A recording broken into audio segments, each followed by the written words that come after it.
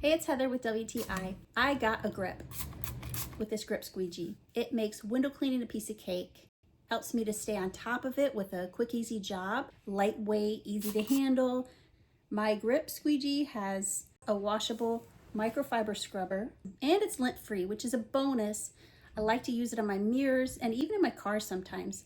The angled head makes tough to reach areas much easier, and I love that the squeegee itself can move from side to side, and it really helps me with my ever irksome patio door window, which reminds me we actually use this on our shower glass as well.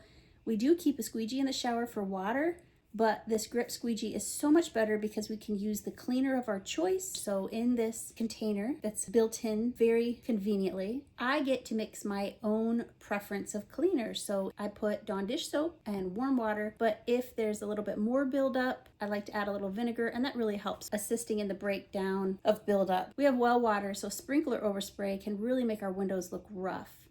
With an over 10-inch blade, the whole thing covers a lot of area, and it just makes an easy, fast job of it. This all-in-one grip squeegee is my favorite way to clean. You should get a grip too, and that's my point of view.